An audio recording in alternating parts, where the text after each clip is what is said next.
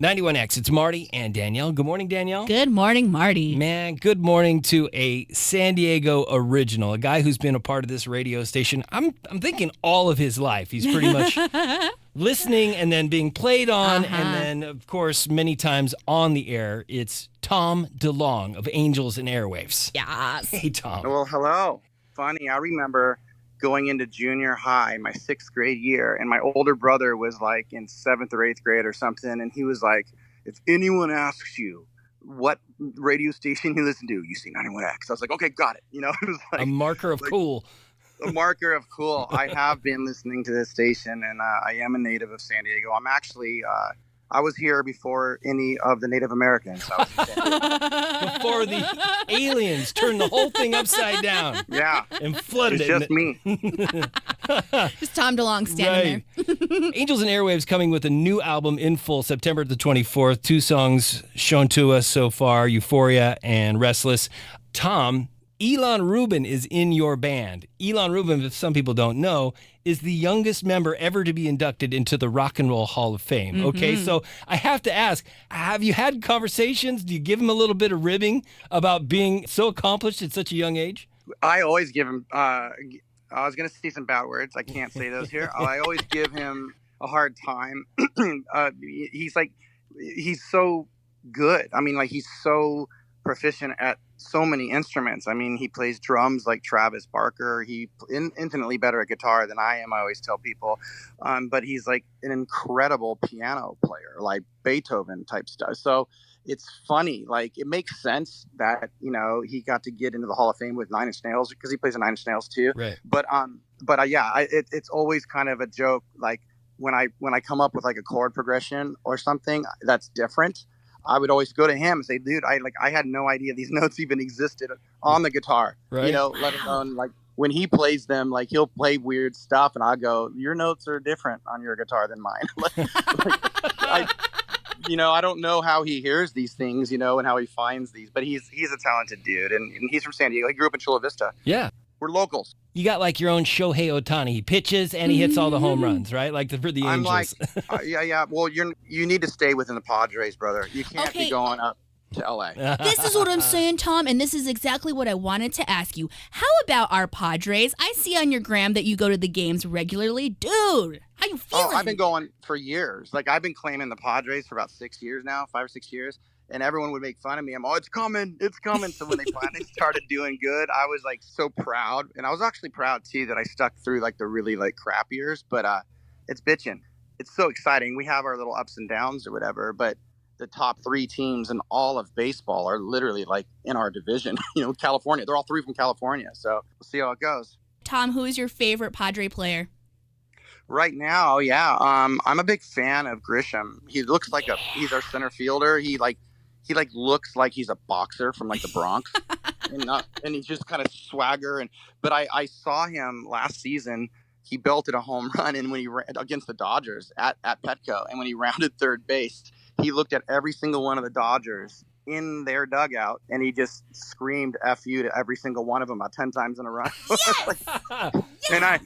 And I just thought it was instantly. I was like, he's my kind of guy. You know, this is good. Since we also last spoke to you, the Pentagon has released some interesting information about UFOs. Do you feel vindicated with them officially kind of saying life is out there past the moon? A lot of people ask me that. So for the people listening, a few years ago, I started on a process to force the government to open up about this stuff because it's the biggest secret in the world. It's the biggest secret in our country. It has ramifications through everything from belief systems, religion, and politics, and national security, and so on. So it is never really thought of as something that could ever come out, really. But it worked, you know. And so I was able to create a vehicle where a bunch of people came out of the shadows within the government that ran the programs, that were the head physicists on the programs, that were the head intelligence officers on the program. So I got all these guys from different places within the government. They all joined my company. And then we spent a couple of years getting all the briefings set up at the Senate and Congress, even up to the White House, and initiating the conversations about the task force, which is who just released all that stuff. We got the first declassified videos ever from the U.S. We got those out there of UFOs a few years ago on the New York Times. And then what people don't know is have material from a downed craft of unknown origin, and we have those pieces, and it's from the 40s purportedly, but we have those pieces under contract with the U.S. government right now, and the Army has actually talked quite a bit about that. So I'm not really saying something that's not out there. So we're the first private company in history that's has an active contract on wreckage of anomalous engineering. So I think this is an exciting time. What do you think was the final straw for the door to finally be kicked open a bit? What do you think it was? Honestly, it's because I think I presented a vehicle that could bring people together that were all able to do different things that were needed to get this done. And that vehicle, my company, To the Stars, was also something owned by the public. It was a benefit corporation, and it has the ability to communicate and do research, but also walk hand in hand with the U.S. government to respect the national security implications of what this is. This is like, it's not like all a good thing. Mm-hmm. There's some really scary elements to this. There's a lot of unknown elements to this, but the government knows a hell of a lot more than that they're saying, but at least they're starting to say something. Well, let us tag on to what you have done on your good work and say that Danielle and I definitely in our minds have seen extraterrestrials in the sky, and a guy like you making us not feel so nuts is oh, you're not nuts. Hugely No. appreciated. Like when we tell our story, people go, and then we're like, we know. Well, people need to think a little bit differently than extraterrestrial. That's kind of the Easter egg I'm going to throw into this conversation. It's not looking to be something that's coming from other planets. The problem here is that it's just going to make people have to rethink how the universe is actually ordered and what it is. And that's one of the big difficult parts of the conversation. I always try to tell people when I can this idea that we know aliens are coming, they're here from other planets. No, that's what we see is really not even the truth of what the universe is. So it's like we're obsessed with looking at Hubble and we're like, oh, there's stars, there's galaxies. What we're doing is we're in an ocean. We're like a fish in an ocean, and we have no idea that islands exist. We have no idea that there's like cities and stuff like beyond our comprehension, So I think people are going to really be we're going to be a different type of species ourselves after we know all this stuff in the coming years, I think. Wow, this is so incredibly interesting, and I'm also having such a fun moment right now because I'm thinking about the poster that I had in my room as a teenager where you're in your underwear, and this is the guy who's like doing all this stuff with like what's going on in space. I love this. It's so funny. I mean, it makes no sense. Trust me. I think the only thing that makes sense here is like I was a renegade of sorts doing my own thing. No matter what people think. I mean, people are mad when I wasn't playing with Blink, and then people were mad that they thought I was world chasing aliens, they didn't know what I was doing. And then people were mad that when I came out and said I was working with people in the government that can't tell you who they are, they thought I was lying and lost my mind. Now all this stuff comes out and people are like, wait, how, why, it's real. Wait, why you? And I go, I get it on the surface. It's crazy. But if you take away what you think you know about me, and you actually know who I am, then it makes a little bit more sense. And that's a story all on its own of everything that happened before. All the information you guys know right now and been following with me is not really like the big story. The big story is stuff people don't know of how I got here. And I'm hoping to tell that story at some point. Tom, I too had the underwear poster of you, Travis, and Tom on my wall. As you should. Not kidding. That's awesome. Oh, that was the goal. My God. I flash back to those early days where I think about that poster and I think about the friendship between all three of you guys. And we all know that Mark has made a big announcement about his cancer battle. And I got to ask, because you're being pretty playful with Mark on Twitter. Hey, brother, remember this? And it's, love and hearts and stuff like this. How are you doing with all this? I mean, it's a very close friend of yours. Oh, I appreciate the question. I've had a few people ask me that because I think people, you have a big heart and you go, wow, how's it for you? It's weird. Like, for me, it's like, it doesn't really matter how I feel in my heart. Like, it's really, all of us have to go through this where somebody close to us gets sick or we lose someone in our family. My dad passed away from cancer. I've had skin cancer a couple of times, all good, but it's kind of like, it really makes you think, right? But when it's your friend, it really just pushes all the garbage aside. And it's just like, I'm here for you. What can I do for you? Do you need to talk? Do you need to vent? Do you need something to pick you up? And so I'm just trying to be a good friend. He's doing well. He's got a lot of fight in him. He's got a particular form of cancer that seems to be very treatable.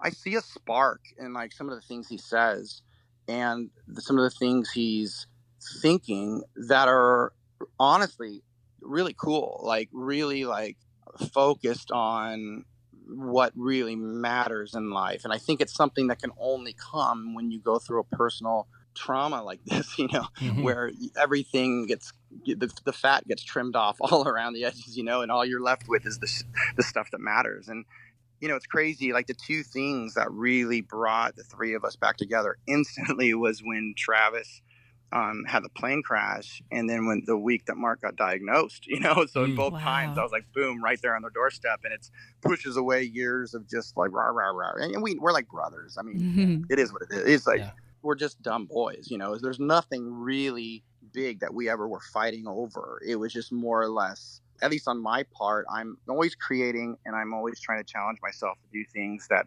I really shouldn't be doing, whether it's making a movie or it's like hanging out with people from the CIA and the Department of Defense, and just strategizing how we can change the world, like all those things I have no business doing. But that's just in me. Then you throw that into a box and I'm just kind of trying to break out of the box the entire time. But it's not for like a lack of love for the people or what you're doing. It's just you yearn to do more. And the problem is, how do you fit it all together and have everybody's priorities be exactly the same? That's really what it all boils down to. So when there's something like this happen to Mark or Travis, it tends to bring us three together instantly. And it did. I love the guy and I'm there for him. Yeah. Thanks for sharing that with us. And we have all the love and respect and support for you, the Blink family, and obviously Mark, who we've thrown our love to over the air the last few. So let's get to the big reason that we have you on today, and not that those aren't big reasons we just talked about. I had a sex change. That's right. And you're running for governor. This is Tom Alina now. And I'm running for governor. Yeah. After Trump, and then like after Arnold Schwarzenegger, and like as governor, if we get another governor that's just like not the usual suspects, it's like it's either going to be the greatest thing or it's going to blow up the world. One of the two.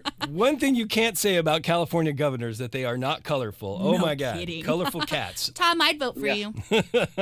You should. You guys should write me in on the ballot. Ooh. Not saying no. Saying I'll make that decision on September, whatever the day is going to be. Hey, so no, you have made your way into the studio and onto the show because there's a big announcement. There is. So, everyone knows that we got a U.S. tour coming. Everyone knows that we have a show at Soma on November 7th, which is our San Diego show. And really, like, we're playing Lollapalooza on the 31st in Chicago.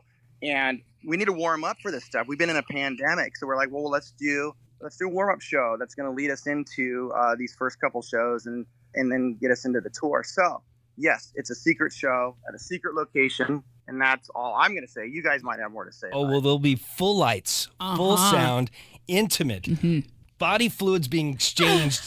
It's been a while since we've done that in concert with folks. True. Yes. There is an Angels and Airwaves secret 91X show. There'll be tickets on 91X starting at 9 a.m. today, and then every hour until 5 o'clock for the foreseeable future until this large... Until we have no more tickets. Space is absolutely full, and it is Tom and everybody in Angels and Airwaves that has made this possible. Thank you for spending time with the folks here on 91X in this intimate show, dude. I mean, are you going to give us the whole record when the show happens, the whole new record? Are you going to give us some new songs? You will be having another new song here, I think, in a matter of handful of days or something. So we got another one coming, and at the secret show that we're doing, it's going to be a lot of fun. It is intimate. We do have full production in there. I'm not too worried about like masks. If you don't have a mask, you just got to wear a condom. And I think it's one of the, then we'll be okay, Tom's still the same. Tom hasn't changed. Oh man, it's so awesome. It's great this many years to know he's still him. You know what I mean? I'm just as God made me, okay? Little congratulations, by the way. Yes. Danielle and I are very happy that you and the missus are now fully legal. Thank you very much. Yeah. Congratulations to both of you. You both look very, very happy. You just move along in life, you find somebody that likes you, you're like, okay, got to grab it. Yeah. Grab that person. Yeah. Seal them up with the law. Yeah. Legally, you cannot leave me ever. We're sending over a just married alien cake to your house, Fred. Should be showing up any minute now. Go check the door. Better be good. Better be an ice cream cake. It is warm. Tom, thanks for the drop and being very candid in your usual self with Yes, us. We thank you appreciate so you, much. man. Absolutely. Thank you guys so much. I look forward to seeing all of our friends out there from 91X land at our secret show. Appreciate you guys doing that with us. And other than that, we'll see the rest of the people on November 7th, Soma in San Diego. That's for Angels and right. Airwaves. November 7th, it's Angels and Airwaves at Soma. Tickets are available. All the info on that show, 91x.com. Thanks, Tom. You guys are awesome. We'll talk soon.